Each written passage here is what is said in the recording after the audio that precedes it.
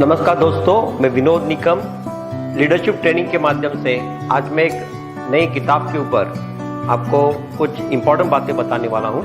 उसका नाम है क्लॉक वर्क बाय माइक माइकलोविच। इस किताब के माध्यम से हमें इस पर रोशनी डालनी है कि हम लोग काम किस तरह से करते हैं। अगर ऑर्गेनाइजेशन ग्रो करती है तो उसकी वजह क्या है। अगर ऑर्गेनाइजेशन स्ट्रक्चर अगर हम लोग सही तरीके से नहीं बनाते तो उसका असर प्रोडक्टिविटी पे होता है। और मैं जानता हूं कि हम सभी लोग अगर ये डिजाइनिंग प्रोसेस हो या डूइंग प्रोसेस हो, डेलीगेटिंग द वर्क हो, या फिर इसके अलावा हम इस काम को किस तरह ऑटोमेशन करते हैं, ये सारी चीज देखने के लिए हमें आज ये क्लॉक वर्क ये बुक के माध्यम से सीखने को मिलेगा।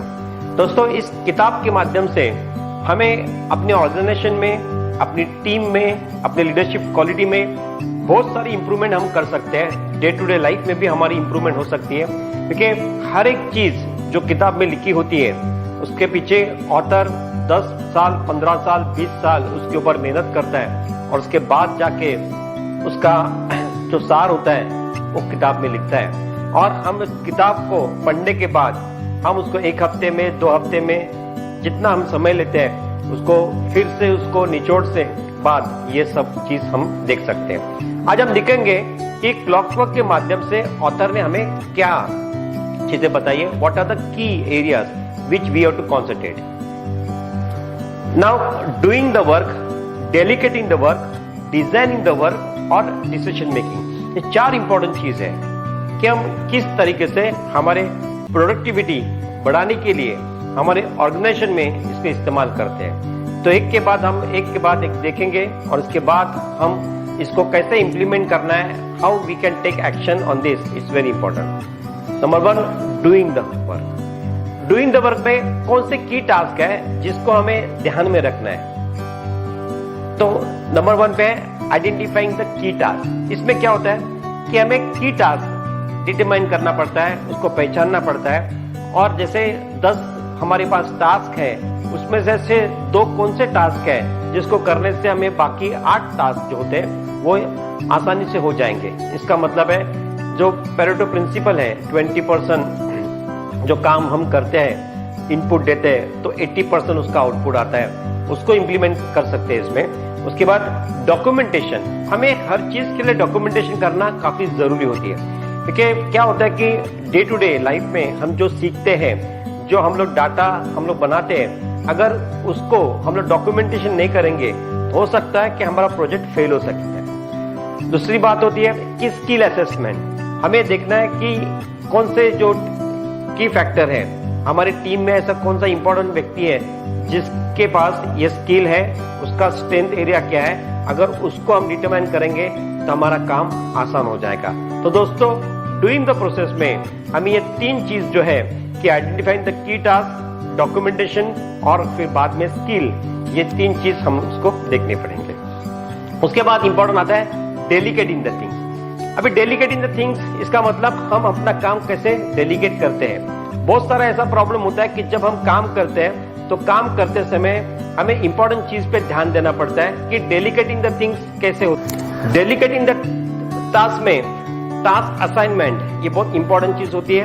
और हम किसको कौन सा टास्क देना चाहिए, किस व्यक्ति को कौन सा टास्क हम असाइन करते हो इंपॉर्टेंट होता है। उसके स्किल देख के, उसका स्ट्रेंथ देख के इंपावरमेंट करना, हम उनकी स्ट्रेंथ बढ़ाना, उनको मोटिवेट करना, ये काफी इंपॉर्टेंट होता है। और बाद में फीडबैक। देखिए, हम कोई भी प्रोडक्ट या कोई भी चीज हम ऑर्गेनाइजेशन के लिए बनाते हैं तो जब हम लोगों के पास या फिर हम लोग उनके पास, कस्टमर के पास भेजते हैं तो हम लोग फीडबैक से डरते हैं। अगर फीडबैक नहीं आएगा तो हमें ये प्रॉब्लम होता है कि फीडबैक अगर नहीं है तो हम लोग इस चीज को करते समय हमें काफी दिक्कत हो सकती है। क्योंकि फीडबैक अगर हमें मिलेगा टाइम टू टाइम तो हम उस पर इंप्रूवमेंट कर सकते हैं, इनोवेशन कर सकते हैं और टास्क जो असाइंड है उसको हम अच्छी तरह देख सकते हैं। तो फीडबैक मैकेनिज्म ये बहुत इंपॉर्टेंट पार्ट होता है। उसके बाद आता है डिजाइनिंग द प्रोसेस। जब हम डिजाइनिंग करते हैं, इसका मतलब है कि कोई भी टास्क हमें डिलीवर होता है या दिखाई देता है, उसको डिजाइन किस तरह किया सकता है। अभी डिजाइनिंग का मतलब क्या होता है कि हम लोग उस ऑर्गेनाइजेशन को एक स्ट्रक्चर बनाते हैं, उसको डिजाइन करते हैं, और डिजाइन करने के लिए हम कौन से पॉइंट्स इंपॉर्टेंट होते हैं। Number 1, process optimisation. इसमें हम लोग इवेल्युएट करते हैं कि जो एग्जिस्टिंग प्रोसेस है किस एरियाज में इंप्रूवमेंट चाहिए। सेकेंड, ऑटोमेशन करते हैं, हमारे बिना ये काम चल सकता है कि नहीं, 1 हफ्ता 2 हफ्ता, कौन से टूल्स उसके लिए इंप्लीमेंट करने, वो भी इंपॉर्टेंट होता है। और स्केलेबिलिटी, हम उसका मेजरमेंट भी हमको लेना पड़ेगा। अगर हम किसी भी चीज का मेजरमेंट नहीं करेंगे तो हम कितना इंप्रूवमेंट कर रहे हैं वो भी पता नहीं चलेगा, क्योंकि डे टू डे लाइफ में हमें इंप्रूवमेंट करने के लिए कोई भी चीज को मेजर करना चाहिए।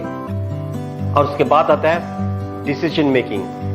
दोस्तों, बहुत सारी चीज ऐसी होती है कि डिसीजन मेकिंग हम अपने पास रखते हैं। एक ही आदमी के पास 10 डिसीजन होते हैं, और ये डिसीजन लेने के लिए उसको काफी दिक्कत होती है, क्योंकि स्ट्रेस बढ़ता है। अगर एक आदमी के पास डिसीजन होगा, एंजाइटी बढ़ती है, वो डिले होता है, और इससे जो हमारा ऑर्गेनाइजेशन होता है वो सफर होता है। तो हमेशा डिसीजन लेने के लिए हमें ऐसा होना चाहिए कि जैसे हमने देखा है कि डूइंग द प्रोसेस है, डेलीगेटिंग द प्रोसेस है, डिजाइनिंग द प्रोसेस है, ये 3 चीज अगर हम लोग ठीक करेंगे तो फाइनल आता है डिसीजन।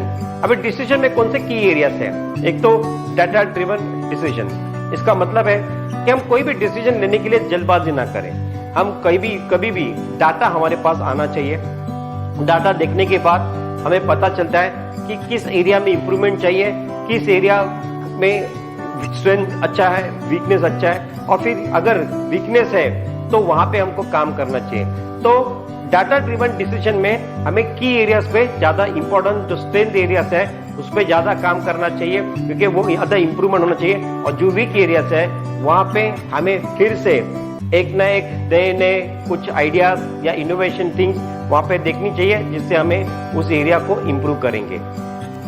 दूसरी बात है एम्पावरमेंट ऑफ डिसीजन मेकर्स। अभी जैसे होता है कि डिस्ट्रीब्यूट हम जो डिसीजन करते हैं, अथॉरिटी हम बनाते हैं, और अप्रोप्रिएट लेवल पे डिसीजन लेने के लिए कोई आदमी हम अपॉइंट करते हैं, उस फैक्टर को हमें ये देखना चाहिए कि वी शुड एम्पावर देम। ऐसा नहीं कि गलत डिसीजन हो गया तो फिर हमको मतलब उस आदमी को फायर करना चाहिए। डिसीजन गलत भी हो लेकिन उसने मेहनत की है, उसकी स्ट्रैटेजी प्लानिंग अगर सही है, तो आने वाले दिनों में ये हमें आगे जाके बहुत काम की चीज होगा। तो इसीलिए ऐसे फैक्टर्स होते हैं कि ऐसे इंसान को या ऐसे अगर हम लोग किसी को अपॉइंट करते हैं तो उस पे हमें डिसीजन अगर बार बार गलत भी हो तो उस पे भरोसा करना चाहिए, उसको टाइम देना चाहिए। When he will get improve, the decision जो होते हैं हमारे वो सही होने लगेंगे। और रेगुलर रिव्यू, कोई भी डिसीजन हम लेते हैं तो उससे हमें सक्सेस मिला है या फिर फेलियर मिला है, we should regularly review the decision. दोस्तों, ये जो 4 चीज थी इस क्लॉक वर्क के माध्यम से ऑथर ने हमें बताया था, इस बुक के माध्यम से, क्योंकि इसमें ऐसा होता है कि ये पूरा बुक अगर हम पढ़ेंगे, मैं तो आपको गाइड करूंगा कि पूरा बुक पढ़ो, लेकिन इस बुक में जो इंपॉर्टेंट चीज थी, जितना हमारे पास टाइम था मैंने आपको बताया था। अभी ऑथर ने इसका एक एग्जांपल सेट किया है, ये हनी बी का एग्जांपल सेट किया है। बीहाइव आप देख सकते हैं, और क्वीन ऑफ हनी बी जो सेंटर में होती है।